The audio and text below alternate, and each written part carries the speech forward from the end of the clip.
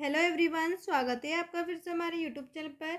बच्चों, आज की इस वीडियो में मैं आपके लिए लेकर आई हूँ एड ग्रेड अभ्यास पुस्तिका भाषा भारती कक्षा 6 भाषा भारती हिंदी एड ग्रेड अभ्यास पुस्तिका में आज हम देखने वाले हैं पार्ट 9। इसकी पिछली वीडियो में हमने पार्ट 1 से लेकर 8 तक के सभी पार्टों को कंप्लीट किया है। जिन्होंने वो वीडियो नहीं देखी है वो हमारे यूट्यूब चैनल की प्लेलिस्ट पे जाकर उन वीडियो को देख सकते हैं। अगर आप नए हैं तो हमारे यूट्यूब चैनल को भी ज़रूर सब्सक्राइब करें, जिससे आने वाली हर वीडियो आपको मिलती रहे। तो चलिए, आज की इस वीडियो में हम देखेंगे कक्षा 6 हिंदी एड ग्रेड अभ्यास पुस्तिका पार्ट 9 पद और दोहे, जहां पार्ट का नाम दिया गया है पद और दोहे। तो चलिए शुरू करते हैं आज की वीडियो। प्रश्न है बच्चों बहुविकल्पी प्रश्न। प्रश्न नंबर 1 है, चंदन विश्व व्याप्त नहीं लिपटे रहत भुजंग, इन पंक्तियों की रचना किसने की। यहाँ जो पंक्ति हमें दी गई इसकी रचना किसने की है, तो उत्तर में हम लिखेंगे रहीम। ऑप्शन ए जो है बच्चों आपका सही उत्तर रहेगा रहीम। नंबर 2 है, काल करे सो आज कर, पंक्ति में काम कब करने को कहा गया है। काल करे सो आज कर, इस पंक्ति में काम को जो है कब करने के लिए कहा गया है, तो ऑप्शन लिखेंगे हम ए वाला वर्तमान में। ऑप्शन ए जो है बच्चा आपका सही उत्तर रहेगा। प्रश्न नंबर 3 है, प्रतिष्ठित शब्द में प्रत्यय है। आपको प्रतिष्ठित शब्द में प्रत्यय बताना है, तो उत्तर में हम लिखेंगे इत। ऑप्शन सी जो है ये बच्चों आपका सही उत्तर रहेगा इत। नंबर 4 पे है, निम्नलिखित पंक्ति में अनुप्रास अलंकार है। यहाँ पर बच्चों इस पंक्ति में आपको अनुप्रास अलंकार बताना है। उत्तर में हम लिखेंगे दो बातें ले सीख। ऑप्शन ए जो है बच्चों आपका सही उत्तर रहेगा दो बातें ले सीख, ये जो है हमारा अनुप्रास अलंकार है। प्रश्न नंबर 5 है, मीरा ने छाछ की तुलना किससे की है, तो उत्तर में बच्चों हम लिखेंगे ऑप्शन ए जो है बच्चों आपका सही उत्तर रहेगा संसार। मीरा ने छाछ की तुलना संसार से की है। इसके बाद है, नीचे दिए गए शब्दों में से उचित शब्द चुनकर रिक्त स्थानों की पूर्ति कीजिए। यहाँ बच्चों आपको कुछ शब्द दिए गए हैं जिन्हें आपको छांटकर सही रिक्त स्थान में भरना है। प्रश्न नंबर 6 है, त्रिशूल शब्द में उपसर्ग है, तो यहाँ आपको त्रिशूल शब्द में उपसर्ग बताना है। उत्तर हम लिखेंगे त्रि। त्रिशूल शब्द में त्रि जो है वो एक उपसर्ग है। नंबर 7 है, चिल्ला प्लस आहट होता है, तो चिल्ला प्लस आहट होता है चिल्लाहट। उसके बाद है नंबर 8, श्री कृष्ण ने गोवर्धन पर्वत को रिक्त स्थान के प्रकोप से बचाने के लिए उठाया था। तो श्री कृष्ण ने गोवर्धन पर्वत को किसके प्रकोप से बचाया था, इंद्र के प्रकोप से बचाया। नंबर 9 है, किसी के प्रति भी कोई सहानुभूति रखने वाले व्यक्ति को कहते हैं, किसी के प्रति कोई सहानुभूति रखने वाले व्यक्ति को व्यापीर कहते हैं। नंबर 10 है, कुसंग शब्द का विलोम है, कुसंग शब्द का विलोम हम लिखेंगे सुसंग। इसके बाद है अति लघुत्तरी प्रश्न। प्रश्न नंबर 11, मीरा को किस बात की चिंता नहीं थी। मीरा को किस बात की चिंता नहीं थी, उत्तर में लिखेंगे मीरा ने श्री कृष्ण को अपना सर्वस्व मान लिया था। जो मीरा है उन्होंने श्री कृष्ण को अपना सर्वस्व मान लिया था, इसलिए उन्हें सांसारिक चीज़ों की चिंता नहीं थी।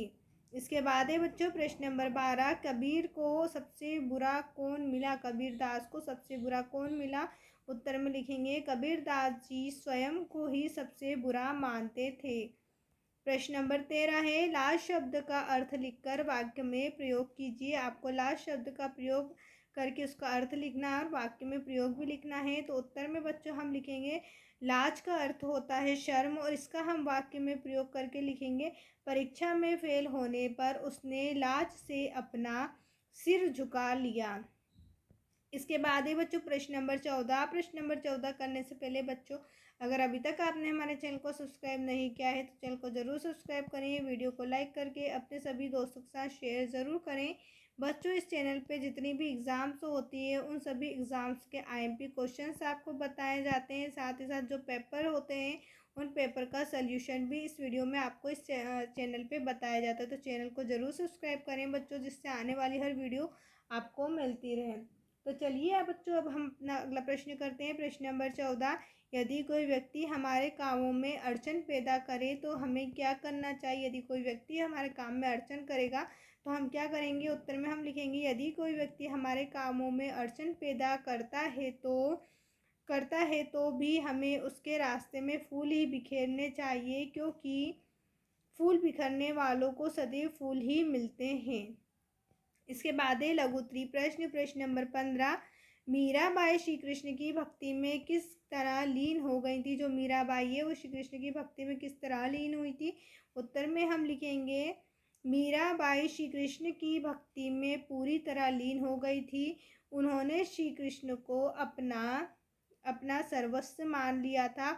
उन्होंने अपने सगे संबंधियों को त्याग दिया तथा कुल की मर्यादा को छिन्न भिन्न कर दिया था। मूंगे मोतियों को त्याग कर लोई धारण कर ली थी तथा वहाँ फूलों की माला पहनने लगी थी। उन्होंने स्वयं को श्री कृष्ण की दासी मान लिया था।